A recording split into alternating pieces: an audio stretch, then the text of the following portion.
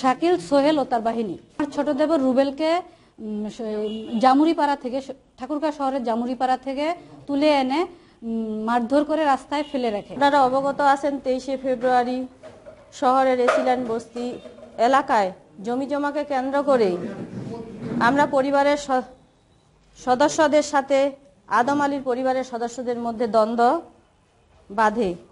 এ সময় আদম আলী ও তার ছেলে শাকিল বাহিনীর সন্ত্রাসীরা আমাদের বাড়িতে ঢুকে হামলা চালায়। এতে আমাদের বেশ কয়েকজন আহত হলে আমরা গুরুতর অবস্থায় তাদের ঠাকুরগাঁও আধুনিক সদর হাসপাতালে আনা হয়।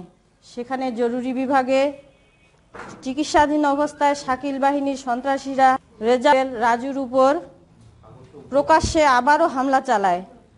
এ সময় জরুরি বিভাগে কর্মরত কর্মচারী, চিকিৎসক নিজেদের প্রাণ বাঁচাতে পালিয়ে যায়।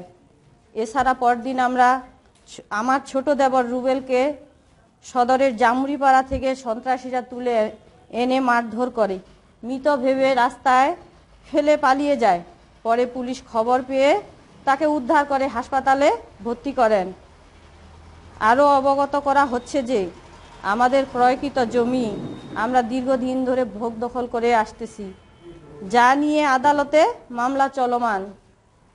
এর মধ্যে 2টি মামলার রায় আমাদের পক্ষে আসে। এখনও আমরা মামলা চলমান রয়েছে, আরও মামলা চলমান রয়েছে। আদম আলী একজন মাদক ব্যবসায়ী, অত্যন্ত দুর্দান্ত প্রকৃতির, দাঙ্গাবাজ, সন্ত্রাসী ও চাঁদাবাজ। সে তার ছেলেকে লেলিয়ে সন্ত্রাসী বাহিনী নিয়ে আমাদের ভোগ দখলীয় জমি জোরপূর্বক দখল করে আসলে আমরা বাধা দেই।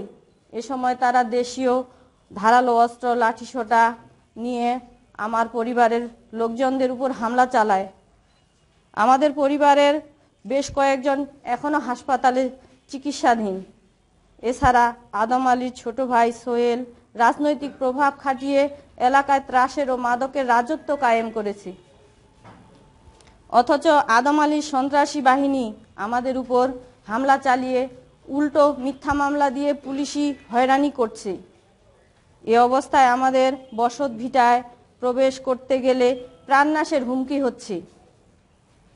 বর্তমানে আমরা বাড়ি ছাড়া বসত বাড়িতে রেখে আসা আসবাবপত্র ভাঙচুর, ব্যবহৃত মোবাইল, লালন পালনের হাঁস, মুরগি, কবুতর, গরু, বাইসাইকেল, স্বর্ণ অলংকার, কাপড় চোপড় লুট করে নিয়ে গেছে। এ ব্যাপারে আমরা দিশেহারা হয়ে জীবনের নিরাপত্তার কথা ভেবে থানায় অভিযোগ দিতে গেলে ওসি আমাদের মামলা না নিয়ে উল্টো আমাদের সাথে দুর্ব্যবহার করে। কুল কিনারা না পেয়ে আজ আমরা আপনাদের দ্বারস্থ হয়েছি। শুধু আমাদের সাথে দুর্ব্যবহার করেন,